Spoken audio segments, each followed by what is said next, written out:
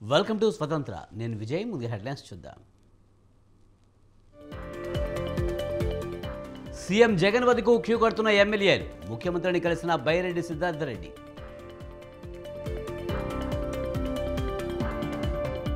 ఏపీలో పర్యటిస్తున్న కేంద్ర ఎన్నికల సంఘం. రేపు రాజకీయ పార్టీలతో సమావేశం.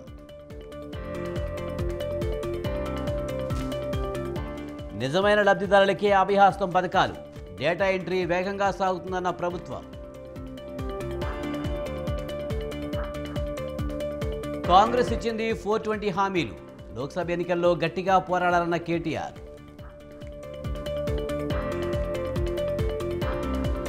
అప్పులు ఎలా తీరుస్తారో కాంగ్రెస్ చెప్పాలి. కాంగ్రెస్ను సూటిగా ప్రశ్నించిన బండి.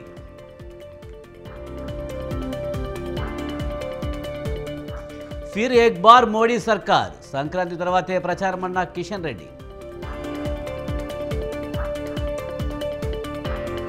బంగ్లాదేశ్ ప్రధానిగా మరోసారి షేక్ హసీనా.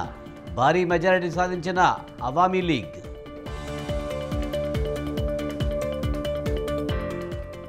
భారీగా నష్టపోయిన స్టాక్ మార్కెట్లు. సెన్సెక్స్ 670 పాయింట్లు, నిఫ్టీ 197 పాయింట్లు నష్టం.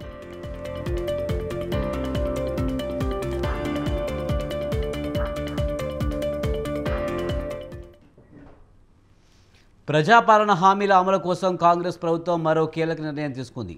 6 గ్యారెంటీల అమలుపై సచివాలయంలో సీఎం రేవంత్ రెడ్డి ఉన్నత స్థాయి సమీక్ష నిర్వహించారు. 6 గ్యారెంటీలను పకడ్బందీగా అమలు చేసేందుకు 4గురితో కూడిన కేబినెట్ సబ్ కమిటీని ఏర్పాటు చేశారు. ఈ కమిటీకి డిప్యూటీ సీఎం భట్టి విక్రమార్కను చైర్మన్గా నియమించింది ప్రభుత్వం. అలాగే ఈ కమిటీలో సభ్యులుగా మంత్రులు పొంగులేటి శ్రీనివాసరెడ్డి, పొన్నం ప్రభాకర్, శ్రీధర్ బాబు ఉండనున్నారు.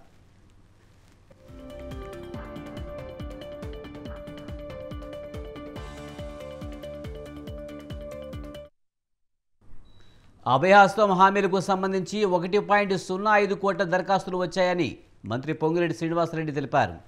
ప్రజాపాలన కార్యక్రమాన్ని అధికారులు విజయవంతంగా పూర్తి చేశారన్నారు. ప్రతి గ్రామం నుంచి దరఖాస్తులు స్వీకరించినట్టు చెప్పారు. ప్రజాపాలనపై సీఎం రేవంత్ రెడ్డి సమీక్ష ముగిసిన అనంతరం పొంగులేటి మాట్లాడారు.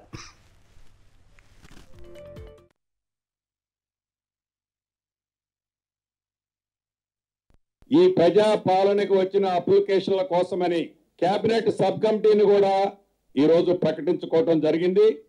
ఈ కేబినెట్ సబ్ కమిటీకి చైర్మన్ గా ఉప ముఖ్యమంత్రి గారు బట్టి విక్రమార్క గారు ఉంటారు.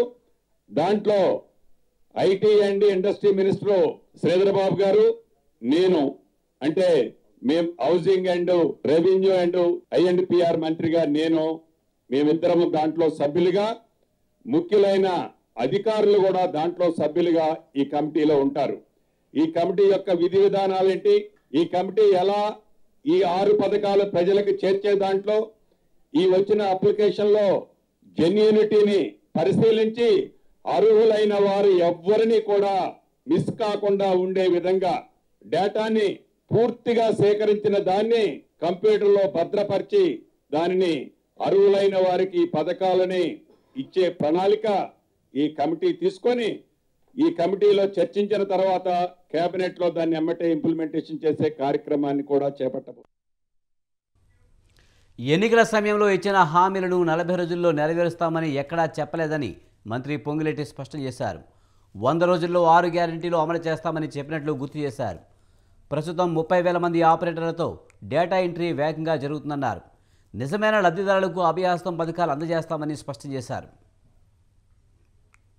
గత 10 సంవత్సరాలుగా ప్రభుత్వాన్ని నడిపి ఈ రాష్ట్రాన్ని అప్పులమయం చేసి ఉన్న వాస్తవాన్ని చెప్తే ఉనికిపడ్డట్టుగా శ్వేతపత్రాల పేరు మీద మళ్ళీ తిరిగి మీరు ఒక నివేదిక వెల్లడించారు. దాని తర్వాత మేము అడిగినటువంటి దానికి మాత్రం స్పందిస్తలేరు. మేము శ్వేతపత్రాలు ఇచ్చినాం, మీరు శ్వేతపత్రాలు ఇచ్చారు. దాని తర్వాత ఈ సౌద పత్రాలు, బంగళాలు, ఫామ్ హౌస్ల వివరాలు తెలంగాణ ప్రజలకు చెప్పమని అడుగుతున్నాం. మళ్ళీ ఒక్కసారి ఎందుకు ఉలిక్కిపడుతున్నారు అర్థమైతే లేదు. ప్రభుత్వం 5 సంవత్సరాలు కూడా ఎన్నిక కాబట్టది. మేము ఇచ్చిన హామీల యొక్క ప్రక్రియ ప్రారంభమైందా లేదా? ఇలా గ్రామాల్లో ప్రజలు అడుగుతున్నారు, ఏం బుద్ధి లేదా వీళ్ళకి తెలంగాణలో, ఎందుకు తొందరపడుతున్నారు? అధికారంలో 10 ఏళ్ళు ఉండే అధికారంలో అప్పులమ్మాయి చేయడమే కాకుండా ఇంకా దివాళి కోరు తలంతో మిమ్మల్ని విమర్శిస్తా ఉన్నారని నిన్ననే మొత్తం గ్రామీణ ప్రాంతాల్లో 3-4 రోజులు తిరిగేస్తే ప్రజలు వాళ్ళను బండబూతులు తిట్టేటువంటి పరిస్థితి ఉంది. ఆ బూతులు మేము తిట్టలేము. కనీసం ఆ ప్రజల మాటలు వినన్నా మానం తెచ్చుకోమని కోరుతా ఉన్నాం. గ్రామీణ అప్పులు ఎలా తీరుస్తుందో కాంగ్రెస్ చెప్పాలని బీజేపీ నేత బండి సంజయ్ డిమాండ్ చేశారు. అప్పులు ఎలా తీరుస్తారో చెబితే పెట్టుబడులు వస్తాయని అన్నారు. కాళేశ్వరం ప్రాజెక్టుపై సిబిఐ విచారణకు సిద్ధమా అని బండి సంజయ్ సవాల్ విసిరారు. నయీం అక్రమాస్తులు డాక్యుమెంట్లు ఎక్కడున్నాయని ప్రశ్నించారు. నయీం కేసులో బీఆర్ఎస్ నేతలే ఎక్కువగా ఉన్నారని ఆరోపించారు. బీఆర్ఎస్ ఓడిపోవడానికి కారణం కేటీఆర్ఏ అని బండి అన్నారు. కాంగ్రెస్ పార్టీ ప్లాన్ కొద్ది అదొక ప్లాన్ ప్రకారం తెలంగాణ రాష్ట్రం అప్పుల పాలైందని చెప్పి కాంగ్రెస్ పార్టీ ఎన్నికల సందర్భంగా ప్రచారం చేసింది. భారతీయ జనతా పార్టీ కూడా ఎన్నికలప్పుడు టీఆర్ఎస్ పార్టీ ప్రభుత్వం, బీఆర్ఎస్ పార్టీ మూర్ఖత్వ ప్రభుత్వం కేసీఆర్ నేతృత్వంలో తెలంగాణ రాష్ట్రాన్ని అప్పుల పాలు చేసిందని చెప్పి మేము కూడా ప్రచారం చేస్తాం. ప్రజలకు కూడా వాస్తవం తెలిసి ఒక్కొక్కరి పేరు మీద 1,60,000 అప్పు చేసిన విషయం ప్రజలు కూడా తెలుసుకున్నారు. కాంగ్రెస్ పార్టీకి అధికారం ఇచ్చారు, కాంగ్రెస్ పార్టీని నమ్మారు, కాంగ్రెస్ పార్టీకి అధికారం ఇచ్చారు. కానీ కాంగ్రెస్ పార్టీ ఎన్నికల సందర్భంగా 6 గ్యారెంటీలు ఇచ్చింది. మరి కాంగ్రెస్ పార్టీ ప్లాన్ ఏంది? మీరు 6 గ్యారెంటీలు అమలు చేస్తాం 100 రోజుల పాటు అని కూడా వాస్తవమే. కాబట్టి ఈ 6 గ్యారెంటీలను ఏ విధంగా అమలు చేస్తారు, తెలంగాణ రాష్ట్రంలో అప్పులను ఏ విధంగా తీరుస్తారు అనే ప్లాన్ మీకైతే ముందున్నారు. ఎన్నికల ముందు మీరు 6 గ్యారెంటీలు ఇచ్చినప్పుడు మీకైతే ప్లాన్ ఉంటుంది. ఆ ప్లాన్ ఏందో ఇప్పటికీ ప్రజలు వివరించాలి. మీరు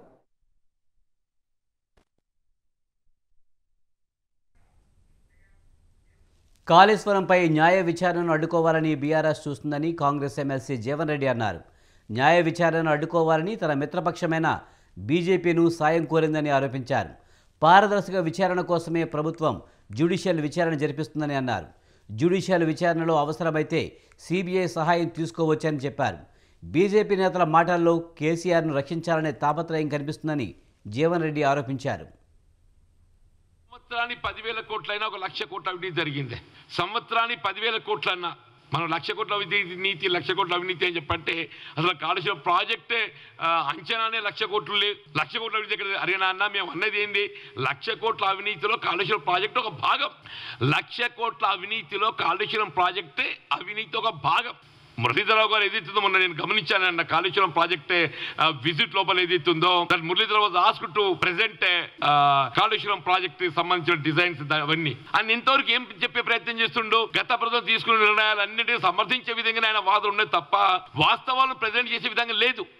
ప్రభుత్వాలు విజ్ఞప్తి చేసేది తక్షణమే ఆ మురళీధరరావు గారిని ఏదైతుందో ఆయన బాధ్యతలు తొలగించండి. Is on extension. మనకు అంతకంటే సమర్థవంతమైనటువంటి ఒక సాంకేతిక నిపుణులు మన శాఖలో అందుబాటులో ఉన్నారు. We need not depend on such people. అతను తొలగింపజేసే ఒక బాధ్యత తక్షణమే తొలగింపజేసే అవసరం ఉందని చెప్పని రాష్ట్ర ప్రభుత్వ గౌరవ ముఖ్యమంత్రి విజ్ఞప్తి చేస్తున్నాను. అని తొలగింపజేసి వాస్తవాలు వెలికి తీసేయడానికి మనం జ్యుడిషియల్ ఎంక్వైరీకి మీరు కావాల్సినటువంటి తగు చర్యలు చెప్పాలని చెప్పని కోరుతున్నా. దశాబ్ద కాలంలో సంవత్సరానికి 10,000 కోట్లైనా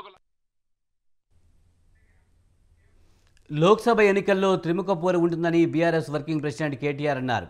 నిజామాబాద్ లోక్సభ నియోజకవర్గ నేతలతో కేటీఆర్ సమావేశమయ్యారు. లోక్సభ ఎన్నికల కార్యాచరణపై చర్చిస్తున్నారు.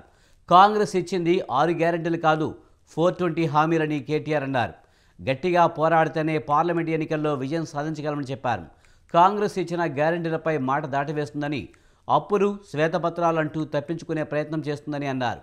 ఎన్నికల్లో గెలిచేందుకు కాంగ్రెస్ అడ్డగోలు హామీలు ఇచ్చిందని చెప్పారు.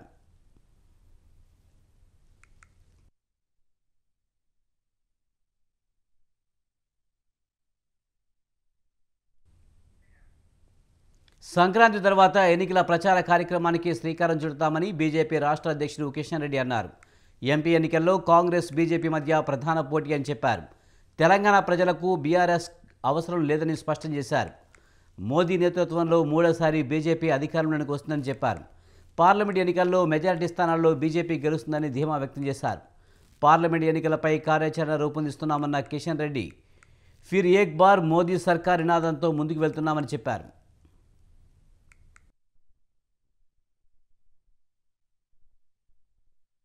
వివిధ పార్లమెంట్ నియోజకవర్గాలకు ఇన్ఛార్జీలుగా కూడా నియమించడం జరిగింది. మా పార్టీ శాసనసభ్యులు రాష్ట్ర నాయకులతో కలిపి 17 మందిని ఈ రకంగా ఈరోజు నిర్ణయించి బాధ్యతలు ఇవ్వడం జరిగింది. అదేవిధంగా ఆర్గనైజేషనల్ ఇన్ఛార్జెస్ కూడా రేపు మళ్ళీ ఈరోజు కూర్చొని చర్చించి ఆర్గనైజేషన్ ఇన్ఛార్జెస్ కూడా వాళ్ళని కూడా రేపు ప్రకటిస్తాము. వచ్చేటువంటి ఎన్నికలను దృష్టిలో పెట్టుకొని పార్టీ నాయకత్వం అంతా కూడా విస్తృతంగా మండలాల వారీగా గ్రామాల వారీగా పర్యటించాలని చెప్పి నిర్ణయం తీసుకున్నాం. ఈరోజు ఫిర్ ఏక్ బార్ మోడీ సర్కార్ అనే నినాదంతో అధికారంలో రావడం కోసము ఎన్నికల్లో మా ప్రచార భేరీని మోగించనున్నాం. సంక్రాంతి తర్వాత ఈ యొక్క ఎన్నికల ప్రచార కార్యక్రమానికి జాతీయ స్థాయిలో శ్రీకారం చుడతారు. నరేంద్ర మోడీ గారు ఏదైతే మూడోసారి ప్రధానమంత్రి కాబోతున్నారో ఒక భారీ మెజార్టీతో బీజేపీ దేశ ప్రజల ఆశీస్సులతో మళ్ళీ అధికారంలో రాబోతుందో దాంట్లో కూడా తెలంగాణ మెజార్టీ ప్రజల మద్దతు కూడగట్టాలి. నరేంద్ర మోడీ గారు అధికారంలో రావడంలో తెలంగాణ ప్రజల యొక్క భాగస్వామ్యం కూడా పూర్తి స్థాయిలో ఉండాలనేటువంటి నెల రోజుల ప్రజాపాలన బాగుందని అన్ని రాష్ట్రాలు మెచ్చుకునే విధంగా పాలన జరుగుతుందని ఆ పార్టీ నేత బండ్ల గణేష్ అన్నారు. రాజకీయం చేయకుండా ప్రజాపాలన చేస్తున్నారని తెలిపారు. ముఖ్యమంత్రి రేవంత్ మంత్రులు ప్రజాపథంలో దూసుకుపోతున్నారని తెలిపారు. మరోవైపు కేటీఆర్ హరీష్ రావుపై తీవ్ర విమర్శలు చేశారు. 10 ఏళ్లలో రాష్ట్రానికి చేసిందేమీ లేదని విమర్శించారు. తెలంగాణకు రావాల్సిన హామీలపై కేంద్రంతో కొట్లాడారా అంటూ ప్రశ్నించారు. కాంగ్రెస్ పార్టీ కాంగ్రెస్ మంత్రులందరూ అద్భుతంగా ప్రగతి పదం వైపు దూసుకుపోతూ తెలంగాణ రాష్ట్రాన్ని పేరుని ఖ్యాతిని వాణిని భారతదేశం మొత్తం వినిపించే విధంగా చేస్తున్నందుకు ఈరోజు భారతదేశం కూడా మన తెలంగాణ రాష్ట్రం గురించి చెప్పుకుంటాను. ఈ తరుణంలో నేను హరీష్ రావు గారు అంటారు 100 రోజుల తర్వాత ఇలా పప్పులు ఉడకమన్నాడు. నేను చెప్తున్నా హరీష్ రావు గారు 100 రోజుల తర్వాత కాంగ్రెస్ ప్రభుత్వం బిర్యానీ ఉడుకుతుంది, చికెన్ ఉడుకుతుంది, గుడ్లు ఉడుకుతాయి, అన్నీ ఉడుకుతాయి. మీదేం ఉడకదు, మీ నీళ్లు కూడా ఉడకవు, మీ నీళ్లు కూడా కాగవు. ఎందుకు సార్ 100 రోజుల తర్వాత మమ్మల్ని ఏం చేస్తారు సార్? మీరు ప్రగతి భవన్ని ప్రజాభవన్ చేసినందుకా? మీ ప్రగతి భవన్లో ఉన్న 100 గడీలు 5-6 పెద్ద పెద్ద బిల్డింగులు విడగొట్టి అందరికీ అందుబాటులో తీసుకొచ్చినందుకా? ఒక దళిత ఉప ముఖ్యమంత్రిని తీసుకొచ్చి అందులో పెట్టినందుకా? ఎందుకు సార్ మీరు చేసేది? నియంతృత్వ పాలనకు పాతరేసి ప్రజాపాలన తీసుకొచ్చినందుకా? శ్రీ రేవంత్ రెడ్డి గారి నేతృత్వంలో కాంగ్రెస్ పార్టీ నియోజకవర్గ ఇన్ఛార్జీల మార్పులు చేర్పులపై సీఎం జగన్ కసరత్తు కొనసాగుతుంది. తాడేపల్లి క్యాంపు కార్యాలయానికి ఎమ్మెల్యేలు ఆశావహులు క్యూ కడుతున్నారు. ఎస్సీ రిజర్వ్డ్ స్థానమైన నందికొట్కూరుకు కొత్త అభ్యర్థి ఎంపికపై జగన్ చర్చలు జరిపారు. ప్రస్తుతం నందికొట్కూరు నియోజకవర్గ ఇన్ఛార్జిగా ఉంటున్న బైరెడ్డి సిద్ధార్థరెడ్డి సీఎం జగన్ను కలిశారు. నందికొట్కూరు సిట్టింగ్ ఎమ్మెల్యే అర్ధర్ అభ్యర్థిత్వాన్ని బైరెడ్డి వ్యతిరేకిస్తున్నారు.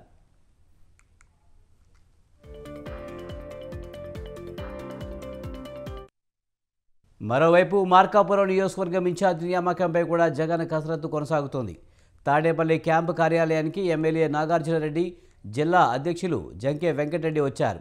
ఇక ఉత్తరాంధ్రలో విజయనగరం లోక్సభ ఇన్ఛార్జ్ నియామకంపైన సీఎం జగన్ దృష్టి సారించారు. ఇవాళ క్యాంపు కార్యాలయంలో ఎంపీ బెరళ చంద్రశేఖర్ సీఎం జగన్ను కలిశారు. ఈ భేటీలో వైసీపీ ఉత్తరాంధ్ర సమన్వయకర్త వైవి సుబ్బారెడ్డి కూడా పాల్గొన్నారు.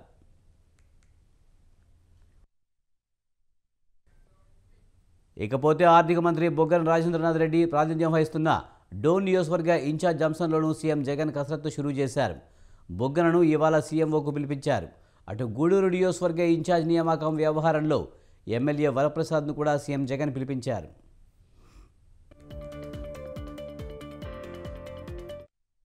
మరోవైపు మంత్రి కొట్టి సత్యనారాయణ కూడా ఇవాళ సీఎంఓ వద్ద కనిపించారు. తాడేపల్లిగూడెం ఇన్ఛార్జి వ్యవహారంపై సీఎం జగన్ కసరత్తు చేస్తుండడంతో కొట్టు సత్యనారాయణను సీఎంఓ నుంచి పిలుపు అందింది. రాజమండ్రి ఎంపీ మార్గాని భరత్ మరోసారి సీఎంఓకు రావడంతో చర్చనీయాంశంగా మారింది.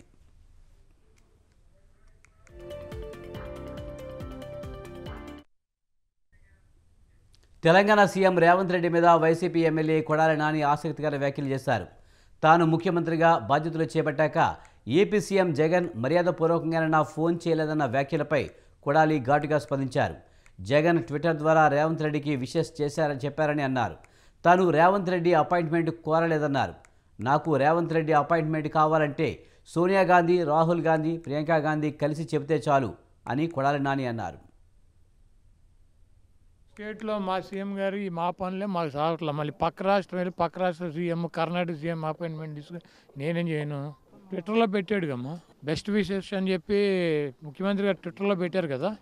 రేవంత్ రెడ్డి గురించి ఇక్కడ ఆంధ్రప్రదేశ్లో డిస్కషన్ చేయటం, ఇక్కడ పెద్ద పట్టించుకోవటం అంత అవసరం లేదు. ఒకవేళ నాకు లేకపోతే మాకు ఎవరికైనా అపాయింట్మెంట్ కావాలంటే డైరెక్ట్గా ఢిల్లీ వెళ్తే సోనియా గాంధీ, రాహుల్ గాంధీ, ప్రియాంక గాంధీ అపాయింట్మెంట్లు దొరుకుతాయి. అక్కడి నుంచి ఒక ఫోన్ చేయించుకుంటే ఇక్కడ రేవంత్ రెడ్డి చేస్తాడు. కాబట్టి ప్రత్యేకంగా మాకు రేవంత్ రెడ్డి అపాయింట్మెంట్ తీసుకోవటం, రేవంత్ రెడ్డి దగ్గరికి వెళ్ళటం. ఇది రేవంత్ రెడ్డి ఏదైనా ప్రాంతీయ పార్టీనా? రేవంత్ రెడ్డి ఏమైనా సుప్రీమా? వాళ్ళే ముఖ్యమంత్రిగా పెట్టుకున్నారు. ఆయన ఆ పదవిని ఎంజాయ్ చేయమనండి. ఊరిని ఇవన్నీ ముఖ్యమంత్రి గురించి వాళ్ళ గురించి నాకు ఫోన్ చేయలేదు. ఏంది దీనికి ఫోన్ చేసేది? ఆయన ట్విట్టర్లో పెట్టాడు మర్యాదగా, కంగ్రాచులేషన్స్ ముఖ్యమంత్రి అయినందుకని చెప్పి. నాకు ఫోన్ చేయలేదు, నన్ను వచ్చి కలవలేదు. ఎందుకు ఫోన్ చేస్తారు? తన అవసరం లేదని చంద్రబాబు భావించిన తర్వాత టీడీపీలో కొనసాగలేనని విజయవాడ ఎంపీ కేశినేని నాని అన్నారు. త్వరలోనే ఢిల్లీ వెళ్లి లోక్సభ స్పీకర్ని కలిసి తన లోక్సభ సభ్యత్వానికి రాజీనామా చేస్తానని, ఆ మరుక్షణమే టీడీపీకి రాజీనామా చేస్తానని చెప్పారు. తాను పార్టీకి అవసరం లేదని చంద్రబాబు భావించిన తర్వాత కూడా పార్టీలో కొనసాగడం సబబు కాదని చెప్పారు.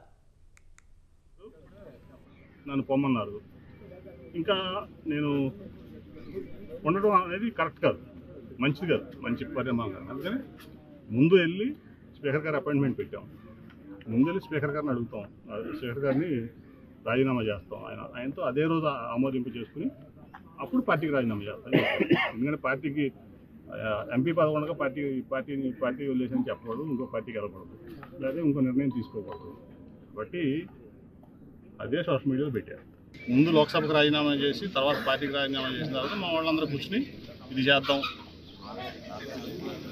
అన్నదప్పుడు ఆ నిర్ణయం వాళ్ళ నిర్ణయం, నా నిర్ణయం, నా సొంత నిర్ణయమే మనం. చంద్రబాబు గారు విలాసాల కోసం జగన్ వందల కోట్లు ఖర్చు పెడుతున్నారని టీడీపీ నేత పట్టాభి ఆరోపించారు. అంగన్వాడీలకు జీతాలు పెంచాలని కోరితే వాళ్ళను వేధిస్తున్నారని మండిపడ్డారు. 108 అంబులెన్స్ డ్రైవర్లకు జీతాలు పెండింగ్లో ఉన్నాయని గుర్తు చేశారు. 433 కోట్ల ప్రజాధనంతో ప్యాలెస్ కట్టుకున్న వాళ్ళు పేదవాళ్ళ అని ప్రశ్నించారు. పేదవాడికి పెత్తందారికి మధ్య యుద్ధమని జగన్ ఎలా అంటున్నారని నిలదీశారు. పేదవాడి కష్టం తెలియని వ్యక్తి జగన్ అంటూ పట్టాభి నిప్పులు చెరిగారు. జీతం మీరు ఇచ్చినటువంటి హామీ నిలబెట్టుకోవడం కోసం ఖర్చు చేయడానికి మనసు రాదు. మీరు మాత్రం 433 కోట్లతో ప్యాలెస్ కట్టుకుంటారు. ఇవాళ రాష్ట్ర ప్రజలందరూ అర్థం చేసుకోండి. సంవత్సరానికి అంగన్వాడీ వర్కర్స్ కి జగన్మోహన్ రెడ్డి గారు ఇచ్చిన హామీ ప్రకారం తెలంగాణ కంటే 1000 అదనంగా చెల్లిస్తే సుమారుగా 390 కోట్ల రూపాయలు మాత్రమే అదనంగా ఖర్చు అవుతుంది రాష్ట్ర బడ్జెట్ కి. అదేమి మోయలేనటువంటి భారం కాదు. కొన్ని వేల కోట్ల రూపాయలు ప్రతి మంగళవారం ఆర్బీఐ దగ్గరికి బొచ్చబట్టుకుని వెళ్ళి అప్పు తీసుకొస్తున్నటువంటి జగన్ రెడ్డి ఏం చేస్తా ఉన్నాడండి డబ్బంతా? అదేమంటే పేదలకే పంచిపెడతా ఉన్నా. ఏం పంచిపెడతా ఉన్నారు సార్? ఇవాళ అన్ని వేల కోట్లు, లక్షల కోట్లు ఇవాళ రాష్ట్ర ప్రభుత్వం యొక్క అప్పు 12 లక్షల కోట్లు దాటిపోతా ఉందని చెప్తా ఉన్నారు. రాష్ట్రం యొక్క స్థూల ఉత్పత్తితో సరిసమానంగా ఇవాళ రాష్ట్ర ప్రభుత్వం యొక్క అప్పు చేరుకున్నటువంటి పరిస్థితి. ఆ డబ్బులు ఎట్టిపోతా ఉన్నాయో తెలియదు. రెండో పక్కన తన విలాసాల కోసం వైసీపీని వీడుతున్న నేతల సంఖ్య క్రమంగా పెరుగుతుంది. ఇప్పటికే పలువురు నేతలు పార్టీని వీడారు. తాజాగా వైసీపీ ప్రాథమిక సభ్యత్వానికి సీనియర్ నేత ఎమ్మెల్సీ సి రామచంద్రయ్య రాజీనామా చేశారు. తన రాజీనామా పత్రాన్ని ముఖ్యమంత్రి జగన్కు పంపారు. వైసీపీ అప్రజాస్వామిక విధానాలు నచ్చకే పార్టీ సభ్యత్వానికి రాజీనామా చేసినట్లు లేఖలో ఆయన పేర్కొన్నారు. తన రాజీనామాను వెంటనే ఆమోదించారని కోరారు. కాగా ఇటీవలే టీడీపీ అధినేత చంద్రబాబు సమక్షంలో ఆ పార్టీలో రామచంద్రయ్య చేరారు.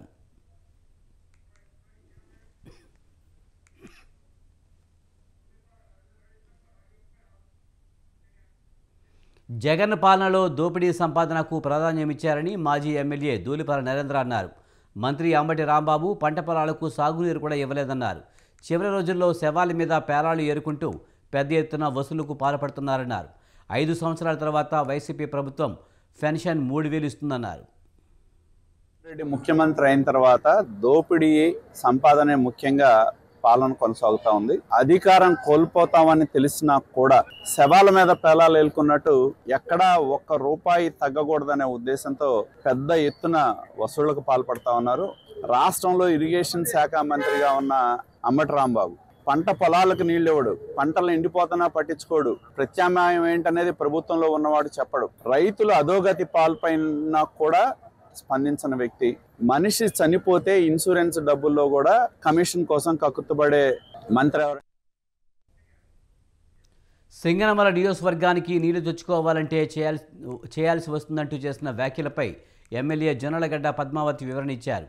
నీటి విషయంలో తన మాటలను వక్రీకరించారని తెలిపారు. తను మాట్లాడింది నీటి గురించి మాత్రమేనని, జిల్లా స్థాయిలో తెగాల్సిన నీటి సమస్యను సీఎంఓ స్థాయికి తీసుకువెళ్లారని అధికారులను ఉద్దేశించారన్నట్టు తెలిపారు. ప్రజాప్రతినిధిగా తాను నియోజకవర్గ ప్రయోజనాలకే ప్రాధాన్యమిస్తారని చెప్పారు. తాను జగన్ అడుగు జాడాలోనే నడుస్తారని స్పష్టం చేశారు. వచ్చింది నీటి కోసం. కానీ ఎల్లో మీడియా దీన్ని పెద్ద రాజకీయం చేసింది. అతి ముఖ్యంగా చెప్తున్నాను, నేను పదే చెప్పింది ఏంటంటే నీటి పంచాయతీకి సీఎం ఆఫీస్కి లేదంటే పెద్దిరెడ్డి రామచంద్రారెడ్డి అన్న దగ్గరికి వెళ్లాల్సి వస్తుంది అని. అధికారులు ఐఏబీ మీటింగ్స్లో తేలాల్సిన నీటి పంచాయతీ అంత దూరం వెళ్తే కానీ తేలట్లేదు. ఇలా నీళ్లు అధికారికంగా రావాల్సింది రాకుండా నా ముందు పాలించిన ఎమ్మెల్యేలు వదిలేశారని, అంటే మా నియోజకవర్గంలో పాలించిన ఎమ్మెల్యేలు వదిలేశారని అధికారులు వాళ్ళ మాటలతో వాళ్లే చెప్పారు. అంటే వాళ్ళు అడగలేదు కాబట్టి నేను అడగకూడదన్న ఉద్దేశంతో మాట్లాడారు. స్వప్రయోజనాలు చూసుకోవడానికి నేను ఎమ్మెల్యేగా రాలేదు. అయినా ఈరోజు మా నియోజకవర్గ నీటి గురించి నేను ఫైట్ చేస్తున్నాను. ఉన్నంత వరకు వచ్చే ఎన్నికల్లో వైసీపీ గెలిచి మళ్లీ అధికారంలోకి వస్తే వ్యాపారులు బతికే పరిస్థితి లేదన్నారు నెల్లూరు ఎమ్మెల్యే కోటమిరెడ్డి శ్రీధర్ రెడ్డి. ఒక చేత్తో 10 రూపాయలు ఇచ్చి మరో చేత్తో 100 రూపాయలు లాగేస్తున్నట్లు వైసీపీ పాలన ఉందని విమర్శించారు. ఏపీలో కరెంటు షాకులు కొట్టాలంటే కరెంటును పట్టుకోవాల్సిన పని లేదని, జగనన్న కరెంటు బిల్లులు పట్టుకుంటే చాలని ఎద్దేవా చేశారు. చెప్తున్నాం, 5,000 రూపాయల జీతంకే జీవితకాలం పనిచేసే ఈ వైఎస్ఆర్ కాంగ్రెస్ పార్టీ ప్రభుత్వం మనకొద్దు. వైఎస్ఆర్ కాంగ్రెస్ పార్టీ ప్రభుత్వం మళ్ళీ అధికారంలోకి వస్తే మనం ఎప్పటికీ 5,000 రూపాయల జీతంకే పనిచేయాల్సిన పరిస్థితి, ఉద్యోగ భద్రత లేని పరిస్థితి. అదే తెలుగుదేశం పార్టీ అధికారంలోకి వస్తే, తెలుగుదేశం జనసేన అధికారంలోకి వస్తే, చంద్రబాబు గారు ముఖ్యమంత్రి అయితే మన అందరికి కూడా ప్రభుత్వ రంగాల్లో ఉద్యోగాలు వస్తాయి. ఆ ఉద్యోగాల్లో వాలంటీర్లు కూడా ఉంటారు.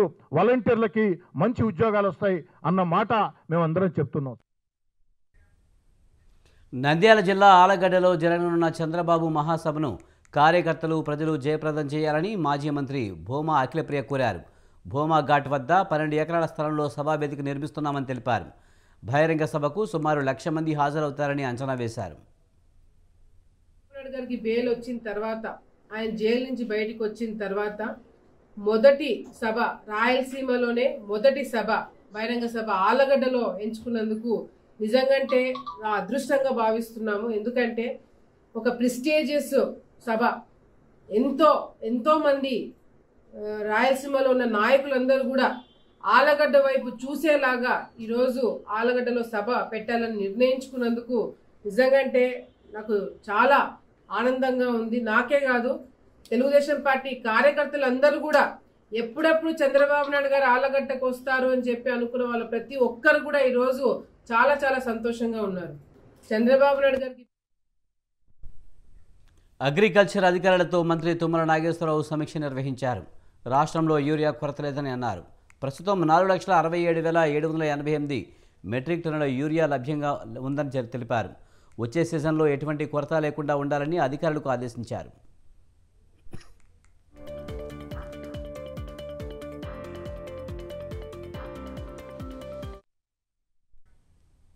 సరూర్ నగర్లో ఎమ్మెల్యే సబితా ఇంద్రారెడ్డి పర్యటించారు. పర్యటనలో భాగంగా కళ్యాణలక్ష్మి, షాదీ ముబారక్ చెక్కులను పంపిణీ చేశారు. చెక్కులు వచ్చి చాలా రోజులైందని, ఎన్నికల కోడ్ ఉన్నందున ఇవ్వలేకపోయామని చెప్పారు. ప్రజాపాలన తర్వాత చెక్కులను పంపిణీ చేస్తున్నామని తెలిపారు.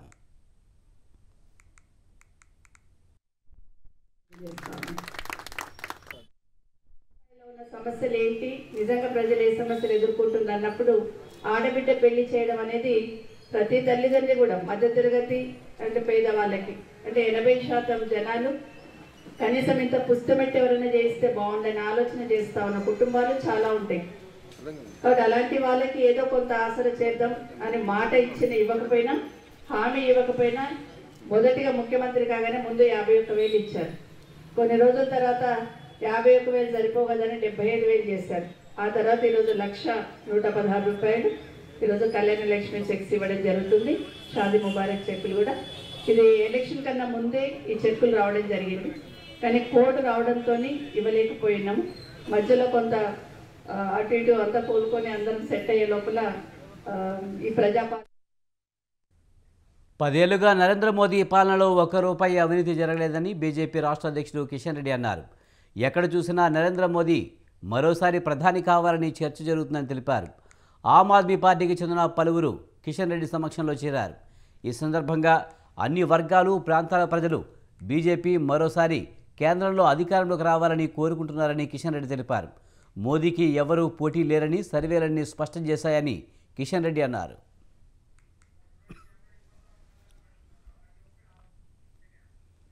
కాంగ్రెస్ నేతలు పోలీసు వ్యవస్థను దుర్వినియోగం చేస్తున్నారని జనగామ బీఆర్ఎస్ ఎమ్మెల్యే పల్లా రాజేశ్వరరెడ్డి అన్నారు. కాంగ్రెస్ నాయకులు బీఆర్ఎస్ ఎమ్మెల్యేలను బెదిరిస్తున్నారని ఆరోపించారు. తమ కుటుంబ సభ్యులపై కాంగ్రెస్ నేత తీన్మార్ మల్లన్న అసత్య ప్రచారం చేస్తున్నారని మండిపడ్డారు. విద్యుత్ శాఖలో తన భార్యకు అక్రమంగా ఉద్యోగం ఇచ్చినట్లు తప్పుడు ప్రచారం చేస్తున్నారని మండిపడ్డారు.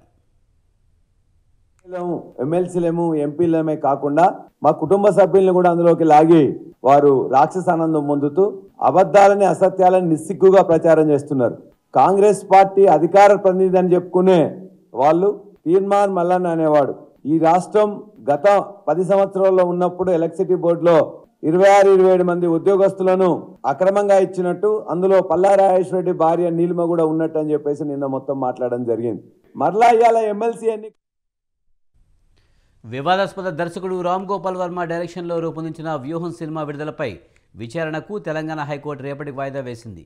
ఈ సినిమాపై చిత్ర నిర్మాత దాసరి కిరణ్ కుమార్ వేసిన పిటిషన్ను విచారించిన న్యాయస్థానం సెన్సార్ బోర్డు ఇచ్చిన రికార్డును చూసిన అనంతరం విచారణ చేపడతామని చెప్పింది.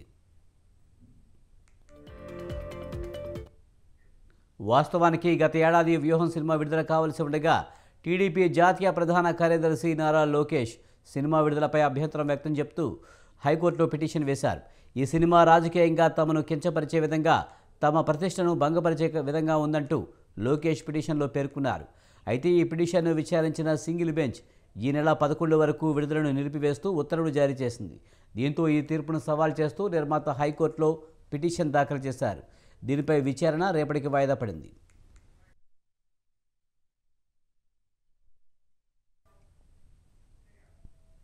అమరావతి జేఏసీ నేత కొలికపూడి శ్రీనివాస్ సిఐడి విచారణ ముగిసింది. విచారణ సంస్థలపై తనకు గౌరవం ఉందని, అందుకే ఎన్నిసార్లు విచారణకు రామన్నా వస్తున్నట్లు జేఏసీ నేత కొలికపూడి శ్రీనివాస్ తెలిపారు. కోర్టు ఎన్నిసార్లు పిలిచినా ఏదో కారణాలతో జగన్ వెళ్లడం లేదని, సీఎం జగన్ రెడ్డి మాత్రం వాయిదాల మీద వాయిదాలు వేస్తున్నారని విమర్శించారు. జగన్ రెడ్డికి ఏమాత్రం చట్టం మీద గౌరవం ఉంటే తన కేసులపై విచారణకు హాజరు కావాలని కొలికపూడి శ్రీనివాస్ డిమాండ్ చేశారు. ఇందులో ఉన్నటువంటి ముద్దాయిలు అందరూ కూడాను హైదరాబాద్ తెలంగాణ స్టేట్కి సంబంధించినటువంటి వాస్తవ్యులై ఉన్నారు. కానీ లేని పరిధిని సృష్టించుకొని సిఐడి అటువంటి వాళ్ళు అబాసు పాలు కావడం అనేటటువంటి సందర్భంగా చెబుతూ, అంతేకాకుండా ఇప్పుడు సిఐడి వాళ్ళు పెట్టిన ఏ కేసులో కూడా ఈ రోజు వరకు ఛార్జ్షీట్ దాఖలు చేసినటువంటి దాఖలా అనేటటువంటిది లేనేలేదు. మీరు గమనించినట్లయితే RRR గారి మీద పెట్టిన కేసు దగ్గర నుంచి, కొల్లు అంకబాబు గారి కేసు పెట్టిన దగ్గర నుంచి, అదేవిధంగా యూట్యూబరు మరి అతను ఈరోజు తమ విలువైన సమయాన్ని సాంబశివరావు గారు ఎంతో గొప్ప విశ్లేషకులు, వారి విలువైన సమయాన్ని వృధా చేయడానికి ఈరోజు సిఐడి విచారణకు పిలవటం, అలాగే మళ్ళీ తీసుకెళ్ళి ఫ్రైడే రమ్మంటాం. ఆయన చెప్పారు లా అవాయిడింగ్ చేయకుండా మేము న్యాయపరంగా ఎదుర్కొంటాం, ఈ అక్రమ కేసులు ఎత్తివేయాలా, ఎత్తివేయకపోతే ప్రజాక్షేత్రంలో యువత విద్యార్థి లోకం తరపున ఏదైతే సాంబశివరావు గారి పైన, అలాగే పత్రికా సంఘాలు, అలాగే ప్రజా సంఘాల నాయకులు కొలికపూడి శ్రీనివాసరావు గారి పైన, ఫిరోజ్ గారి పైన అక్రమంగా కేసు పెట్టారు. ఈరోజు తమిళనాడులో మళ్లీ వర్షాలు కురుస్తున్నాయి. చెన్నైలో నిన్నటి నుంచి భారీ వర్షం కురుస్తూనే ఉంది.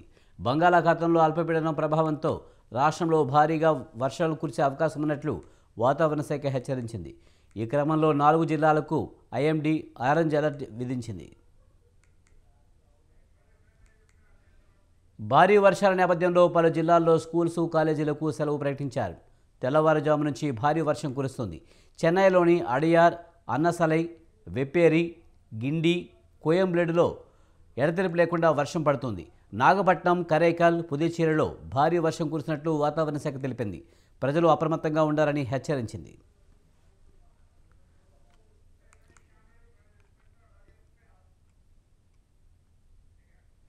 బంగ్లాదేశ్ ప్రధానిగా వరుసగా 4వసారి, మొత్తంగా 5వసారి ప్రధానిగా షేక్ హసీనా అధికారికంగా ఎన్నికయ్యారు. ప్రతిపక్షాలు బహిష్కరించిన సార్వత్రిక ఎన్నికల్లో అధికార అవామీ లీగ్ భారీ మెజారిటీతో అధికారాన్ని హస్తగతం చేసుకుంది. మొత్తం 224 పార్లమెంటు సభ్యులలో 216 స్థానాలను అవామీ లీగ్ గెలుచుకుంది. మరికొన్ని సీట్లు ఫలితాలు ఇంకా ప్రకటించాల్సి ఉంది. బంగ్లా ప్రధానిగా 5వసారికి ఎన్నికైన షేక్ హసీనా ప్రపంచంలోనే అత్యధిక కాలం పనిచేసిన మహిళా దేశాధినేతగా రికార్డు సృష్టించారు. ఎన్నికలకు ముందు షేక్ హసీనా తన పదవికి రాజీనామా చేసి తటస్థ ప్రభుత్వం ఆధ్వర్యంలో ఎన్నికలు నిర్వహించాలని మాజీ ప్రధాని ఖలీదా జియా నేతృత్వంలోని ప్రతిపక్ష party Bangladesh Nationalist party demand చేసింది. అందుకు హసీనా అంగీకరించకపోవడంతో బీఎన్పీ పార్టీ ఈ ఎన్నికలను బహిష్కరించింది. ప్రతిపక్షం బహిష్కరించడంతో కేవలం 40% మంది ఓటర్లే ఈ ఎన్నికల్లో పాల్గొన్నారని ప్రధాన ఎన్నికల కమిషనర్ కాజీ హబీబుల్ అవాల్ ప్రకటించారు.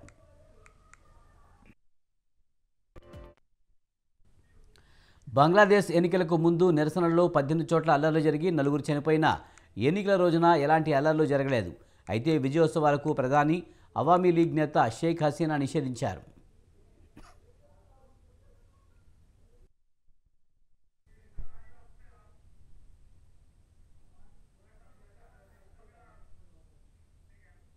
బిల్కిస్ బానో కేసులో సుప్రీంకోర్టు గుజరాత్ హైకోర్టు తీర్పును మార్చింది.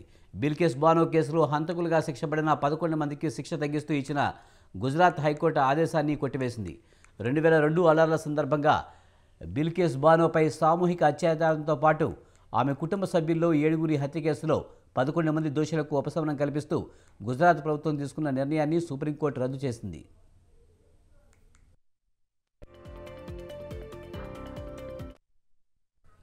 దోషులకు శిక్ష తగ్గింపులో గుజరాత్ ప్రభుత్వం వారితో కుమ్మక్కై వ్యవహరించిందని కోర్టు అభిప్రాయపడింది. ఇది విచారణను రాష్ట్రం వెలుపలకు మార్చాలని సుప్రీంకోర్టు గతంలో ఇచ్చిన ఉత్తర్వులను సమర్థిస్తుందని సుప్రీంకోర్టు పేర్కొంది. దోషుల క్షమాభిక్ష పిటిషన్ను పరిగణలోకి తీసుకోవాలని గుజరాత్ ప్రభుత్వాన్ని కోరుతూ గుజరాత్ హైకోర్టు మరోసారి 2022 మే 13 ఇచ్చిన ఉత్తర్వులు కూడా చెల్లుబాటు కాదని సుప్రీంకోర్టు పేర్కొంది.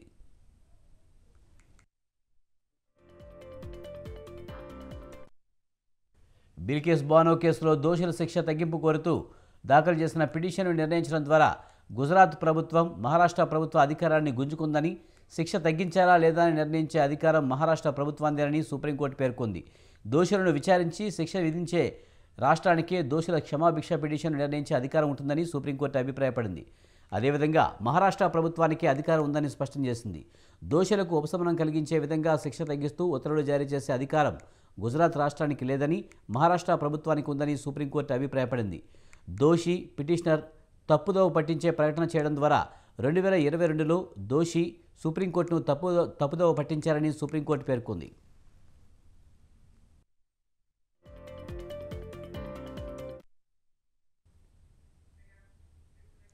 ఇవి బులెటిన్ విశేషాలు. చూస్తూనే ఉండండి స్వతంత్ర.